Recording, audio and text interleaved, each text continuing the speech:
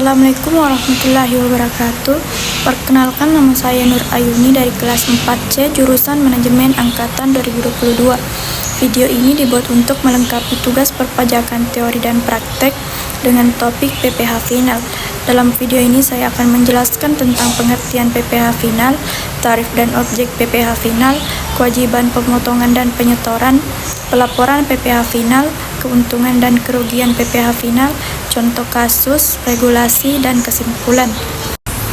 Pajak penghasilan PPh final adalah jenis pajak yang dikenakan langsung pada penghasilan tertentu dengan tarif yang sudah ditetapkan tanpa memperhitungkan biaya atau potongan lainnya. Pengertian PPh final. PPh final adalah pajak yang dikenakan pada penghasilan tertentu yang sifatnya final. Artinya pajak ini langsung dipotong dari penghasilan bruto dan tidak memperhitungkan biaya-biaya lain yang mungkin dikeluarkan untuk mendapatkan penghasilan tersebut. Selanjutnya itu tarif dan objek PPh final. Tarif dan objek PPh final ditentukan oleh peraturan pemerintah dan dapat bervariasi tergantung pada jenis penghasilan. Beberapa contoh objek PPh final antara lain yaitu yang pertama, jasa konstruksi.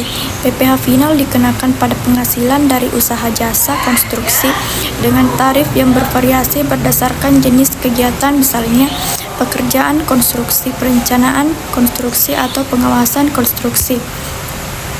Yang kedua yaitu persewaan tanah atau bangunan.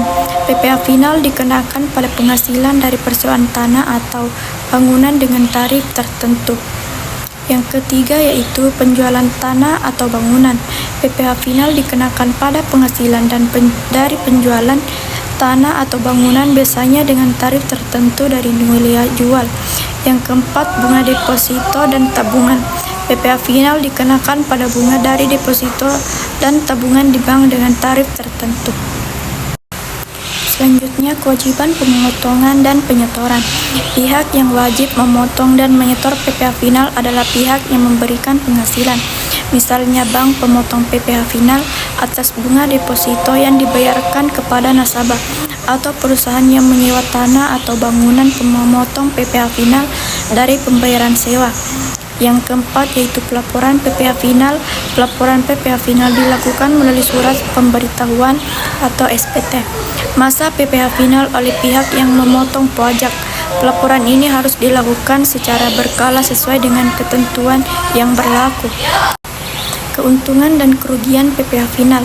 Keuntungannya yaitu perhitungan PPh final lebih sederhana karena tidak perlu mempertimbangkan biaya-biaya atau potongan lainnya. Kepastian tarif yang tetap memberikan kepastian bagi wajib pajak dalam menghitung kewajiban pajaknya. Kerugiannya yaitu tidak fleksibel. PPh final tidak mempertimbangkan biaya-biaya yang dikeluarkan untuk memperoleh penghasilan sehingga bisa lebih memberatkan wajib pajak yang memiliki banyak biaya operasional. Keadilan dalam beberapa kasus PPh final bisa dianggap kurang adil karena tidak mempertimbangkan kemampuan membayar wajib pajak secara menyeluruh. Contoh kasus PPh final, misalnya seorang wajib pajak menerima penghasilan dari persewaan rumah sebesar 100 juta dalam 1 tahun. Jika tarif PPh final untuk persewaan rumah adalah 10%, maka pajak yang harus dibayar adalah 10 juta rupiah. Wajib pajak ini langsung dipotong dari penghasilan bruto tanpa memperhitungkan biaya-biaya lain yang mungkin dikeluarkan seperti biaya perawatan rumah. Regulasi PPh final. PPh final diatur dalam berbagai peraturan perundang-undang di Indonesia seperti Undang-Undang Pajak, Penghasilan, dan peraturan pelaksananya. Beberapa regulasi penting terkait PPh final antara lain yaitu Undang-Undang Nomor 36 Tahun 2008 tentang Pajak Penghasilan, Peraturan Pemerintah Nomor 23 Tahun 2018 tentang pajak penghasilan atas penghasilan dari usaha yang diterima atau diperoleh wajib pajak yang memiliki peredaran bruto tertentu.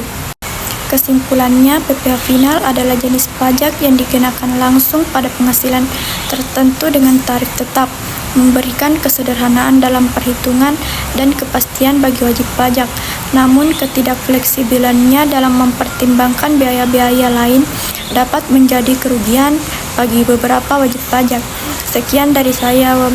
Wassalamualaikum warahmatullahi wabarakatuh.